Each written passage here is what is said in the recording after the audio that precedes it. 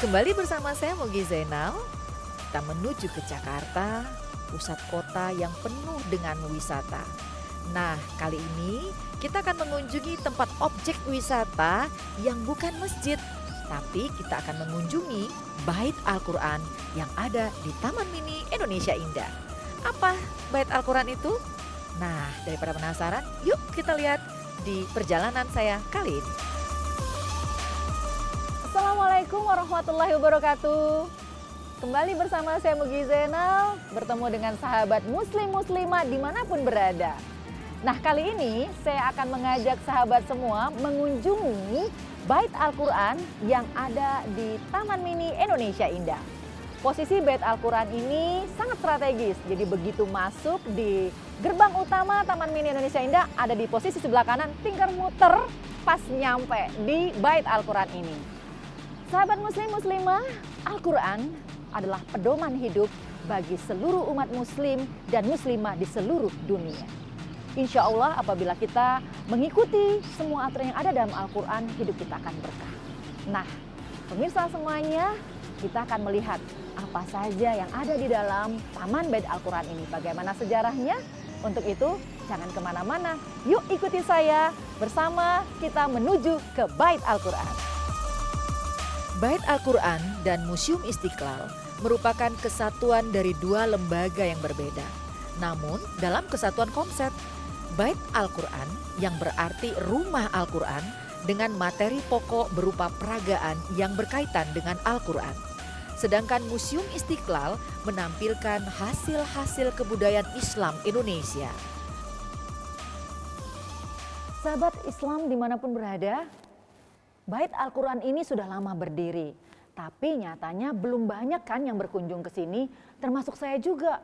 Masya Allah, ternyata setelah saya lihat begitu luasnya dan belum masuk nih saya ke dalam, tapi begitu banyak bangunan-bangunan dan fasilitas yang disajikan ini Masya Allah bisa membuat kita banyak mempelajari tentang historinya Al-Quran.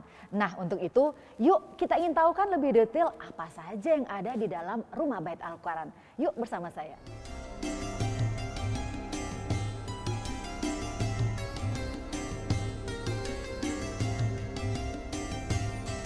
Nah, saya harus pakai masker dulu ya, teman-teman semuanya, karena di sini menetapkan protokol kesehatan. Jadi jangan lupa gunakan masker dulu ya. Saya juga harus cuci tangan juga untuk pakai yang di sini sudah disediakan ya, hand sanitizer-nya sudah ada, jadi bisa kita pakai juga ya. Nah, ternyata di sini teman-teman sekalian, sahabat muslim-muslimah dimanapun berada, untuk masuk ke Taman Bait Al-Quran ini ada tiketnya, tapi nggak mahal loh. Untuk pengunjung domestik itu hanya 5.000. Nah, sementara pengunjung mancanegara dikenakan tarif 10.000. Murah banget kan? Dengan 5.000 kita bisa melihat Bait Al-Quran yang ada di Taman Mini ini. Nah, bagaimana dalamnya? Yuk ikuti perjalanan saya.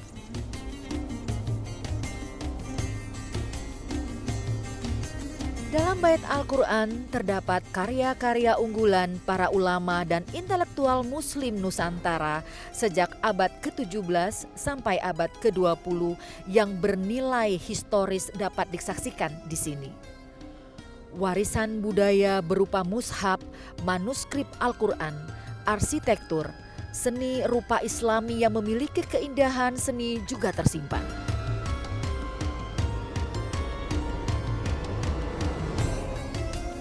Alhamdulillah di samping saya sudah ada Bapak Saifuddin selaku Kepala Seksi Koleksi dan Pameran dari Bait Al-Quran dan Museum Istiqlal yang ada di sini. Alhamdulillah ya Pak, sudah ada di sini menemani saya nih Pak. Alhamdulillah. Iya. Pak, begitu tadi saya masuk di Bait Al-Quran ini, saya langsung tertuju ke ruangan ini nih Pak. Saya melihat Al-Quran dengan ukuran yang begitu besarnya. Nah, bisa sedikit jelaskan Pak bagaimana Al-Quran ini ada di sini dan di tempat ini Pak? Saya Budin, silakan Pak.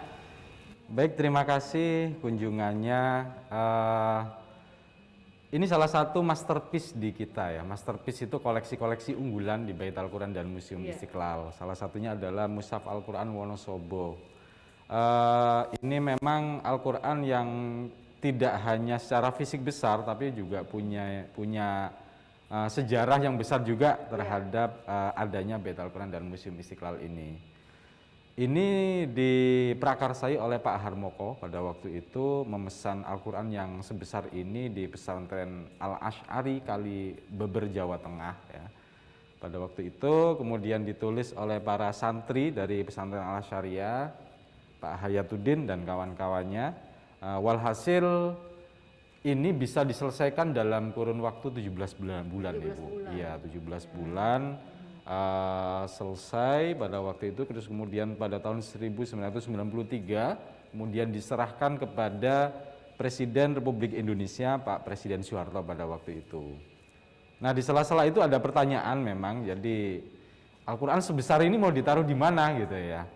Jadi yang sebelumnya memang sudah ada rencana membuat untuk semacam museum atau tempat penyimpanan benda-benda Islam masa lalu, kemudian semakin mempertegas kembali bahwasanya sangat penting atau urgen untuk dibuat museum Al-Quran yang kemudian dinamakan dengan Bait Al-Quran, yang mana Bait Al-Quran ini tempat untuk menyimpan, mengkoleksi, merawat, melestarikan dan memamerkan kepada masyarakat tentang berbagai macam koleksi-koleksi yang terkait dengan Al-Quran, baik Al-Quran masa lalu ataupun Al-Quran kontemporer seperti itu.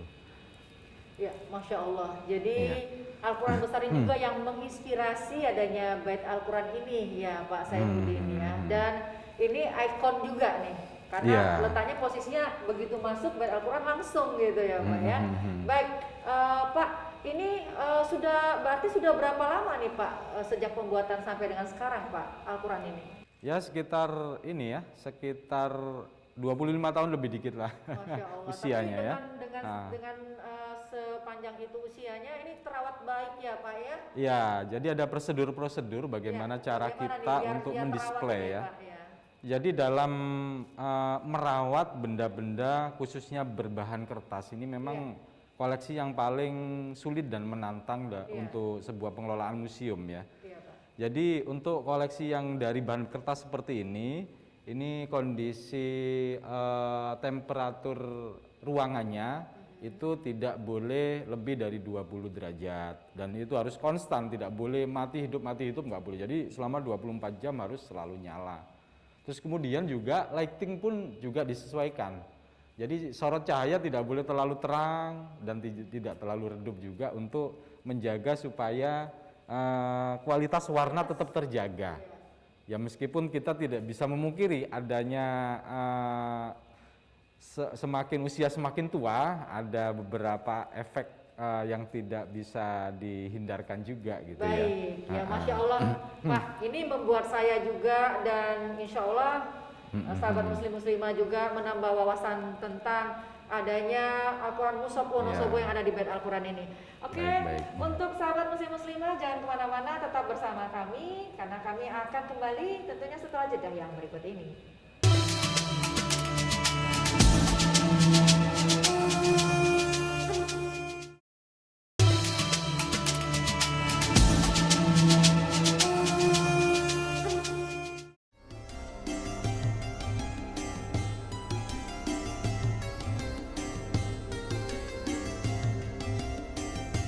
Ya, sahabat muslim muslimah, saya masih bersama Bapak Saifuddin ya. Pak Saifuddin ini kita sudah masuk ke bagian ruang dalam Bait Al-Quran ini, Masya Allah ya. Di sini ada Asmaul Husna juga ya Pak.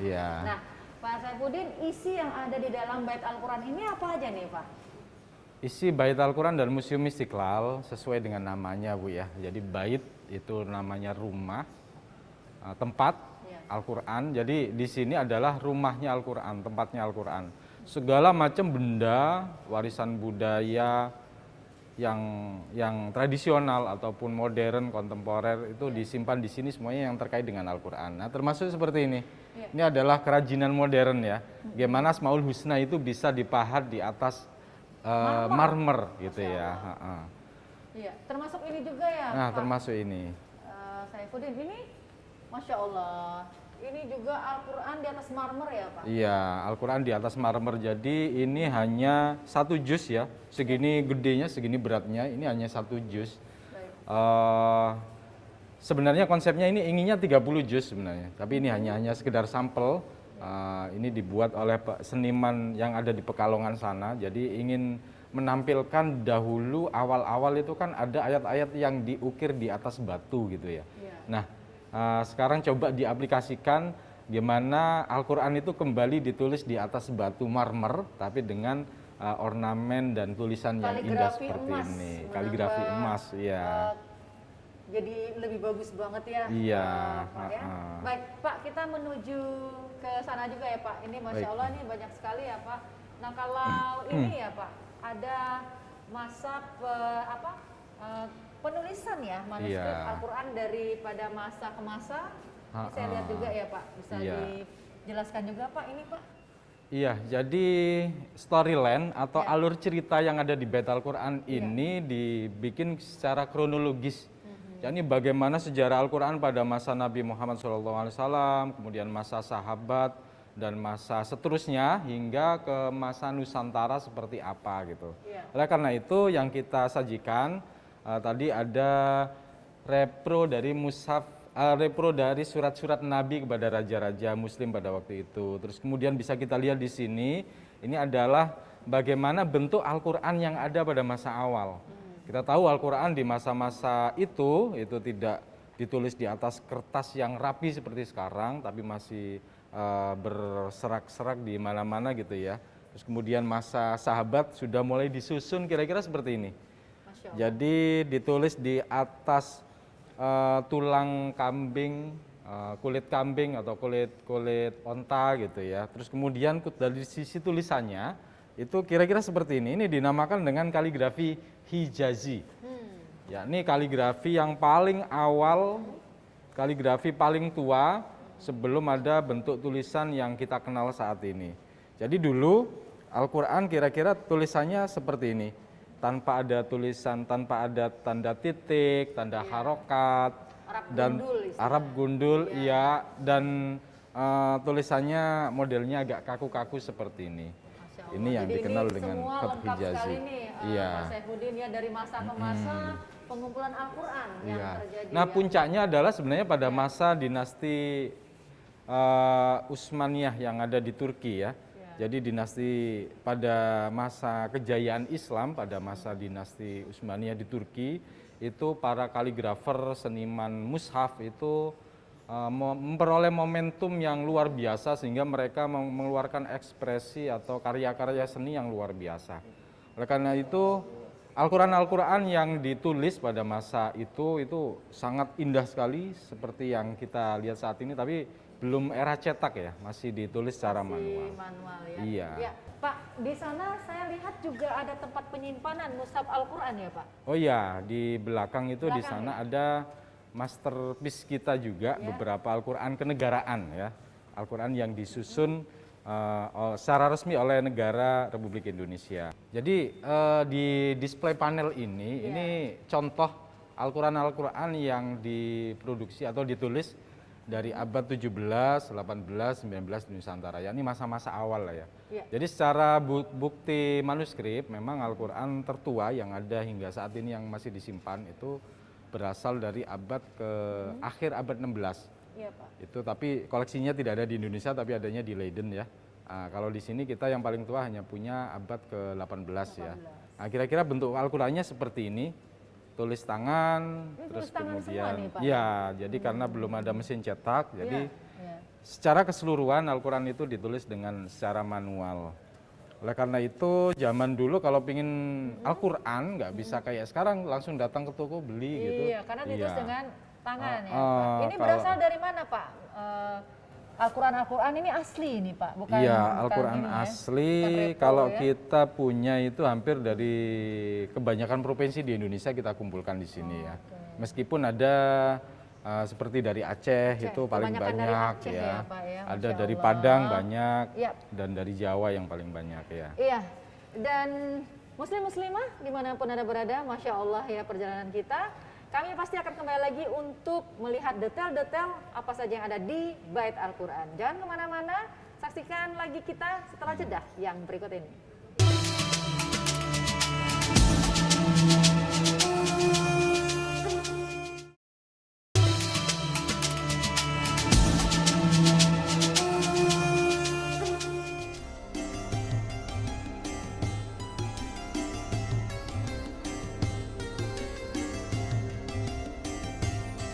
Bait Al-Quran dan Museum Istiqlal memang menghadirkan pesona untuk direnungkan.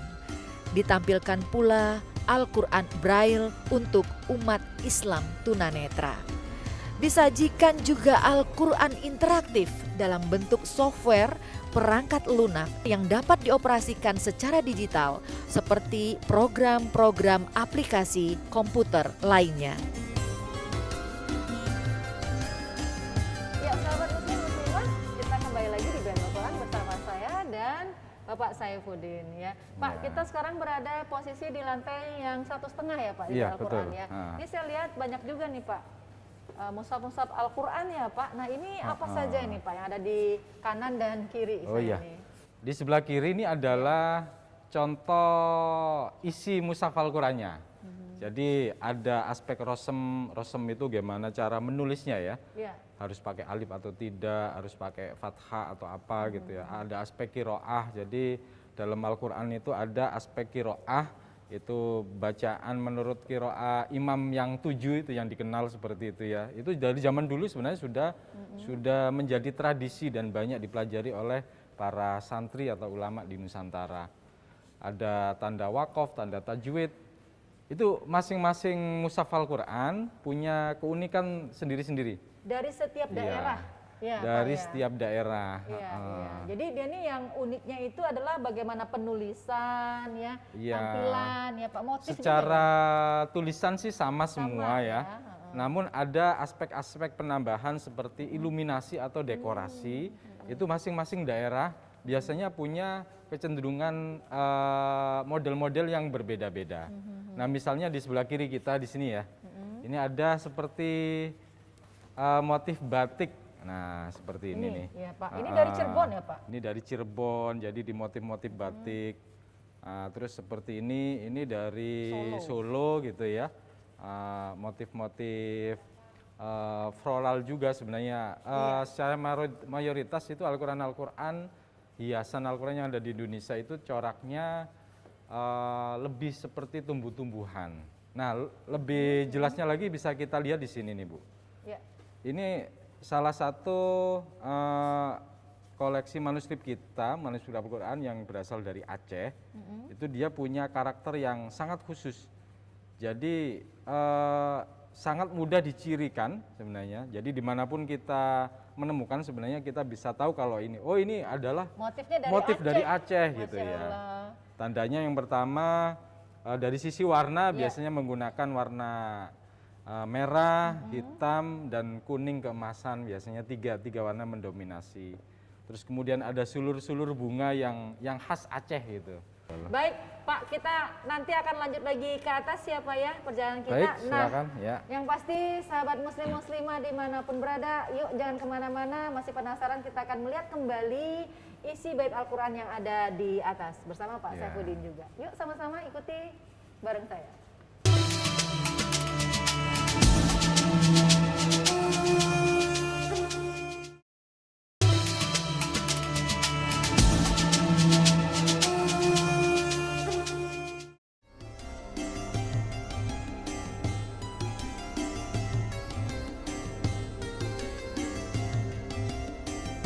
Ya ini pencetakan Quran di Eropa. Ini juga Iya. ada lahirnya Pantasihan. Ini bagaimana di ruangan ini, Pak? Iya, jadi kalau tadi kita dari masa awal terus kemudian Nusantara tapi masih manual, Iya. sebenarnya di lantai 2 ini menyajikan Al-Quran yang sudah dalam bentuk cetakan ya. Modelnya Sudah ya, Pak, dicetak, ya? iya, Iya. pakai mesin cetak itu Bu Mesin ya. cetak ya.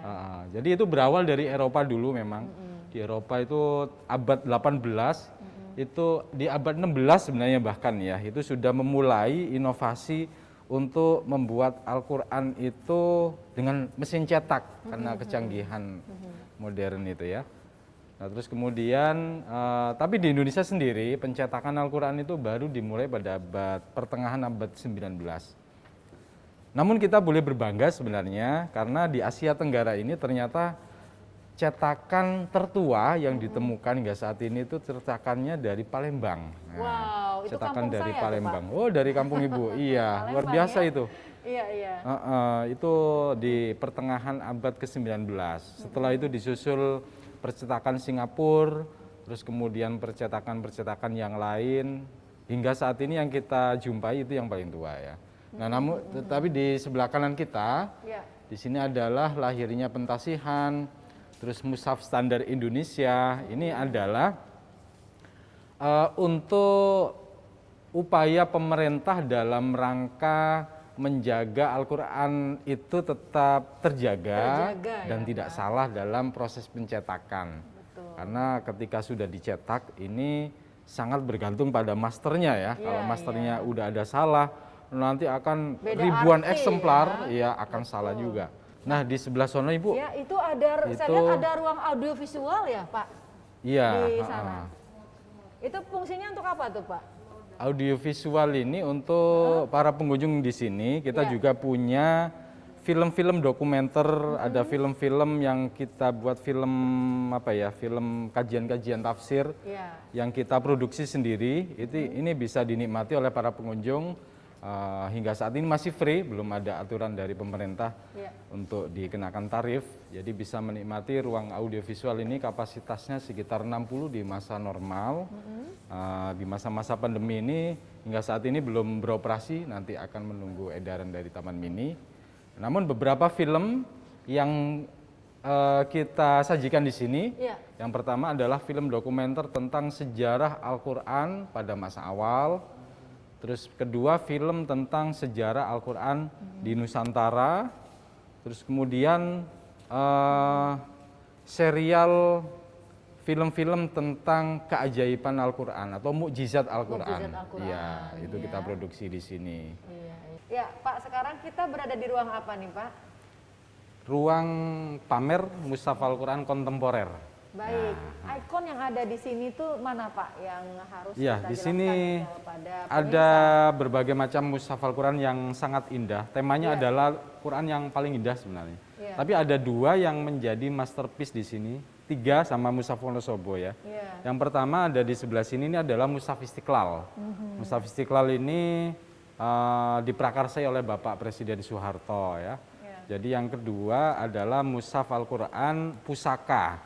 Ini kedua Mushaf Al-Quran ini bisa disebut sebagai Mushaf Al-Quran kenegaraan.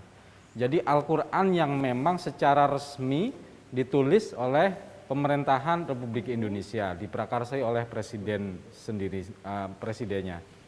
Nah, ini adalah Quran Mushaf Pusaka yang dulu sebelum disimpan di Bait Al-Quran itu disimpannya di Istana Kepresidenan. Nah, setelah di sini jadi, kemudian Al-Quran itu dipindahkan ke sini. Jadi kira-kira 3 tahun setelah Indonesia itu proklamasi kemerdekaan 1945, pada tahun 1948 kemudian Bapak Presiden Soekarno menginisiasi ada penulisan mushaf yang secara resmi ditulis oleh Negara Kesatuan Republik Indonesia, yakni yang sekarang jadi Mushaf Al-Quran Pusaka. Iya. Baik, Pak. Terima kasih banyak nih Iya. Pak Saifuddin sudah mengajak saya dan juga sahabat muslim-muslimah ya berkeliling memasuki gedung di Bait Al-Quran ini, Masya Allah. Iya. Sedikit Iya. Pak pesan untuk sahabat muslim-muslimah, silakan Pak. Baik, Bait Al-Quran dan Museum Istiqlal ini adalah karya yang luar biasa dari sisi museumnya, bangunannya, ataupun dari sisi koleksinya ya. Oleh karena itu kami mengajak kepada masyarakat Islam pada khususnya untuk melihat, berkunjung ke Bait Al-Quran dan Museum Istiqlal, melihat secara langsung bagaimana keagungan Al-Quran, keagungan kebudayaan Islam yang luar biasa, yang tercermin dalam koleksi-koleksi yang disajikan di Bait Al-Quran dan Museum Istiqlal. Yang kedua, di masa pandemi seperti ini, kita tetap buka tetapi dengan menjaga protokol kesehatan yang ketat sehingga para pengunjung tetap nyaman dan tetap terjaga kesehatannya. Demikian saya Saifuddin sebagai Kepala Seksi Bait Al-Quran dan Museum Istiqlal di sini. Terima kasih banyak atas kunjungannya. Semoga menyenangkan dan kapan-kapan bisa berkunjung kembali. Ya. Saya bisa kembali lagi ke silakan, ruang kerja saya. Pak Saifuddin lanjutkan pekerjaan. Makasih banyak ya Pak. Baik, Saya sama-sama. mau lanjut lihat-lihat lagi ya Pak. Ya, silakan dilanjutkan Terima Ibu. kasih, Pak. Ya, mari.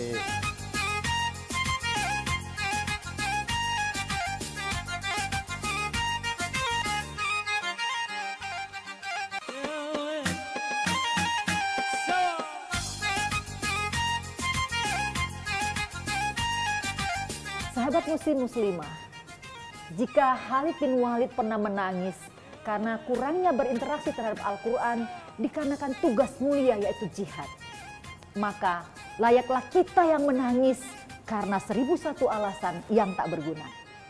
Saya Mugi Zainal, insya Allah berjumpa kembali di wisata yang berikutnya. Wassalamualaikum warahmatullahi wabarakatuh.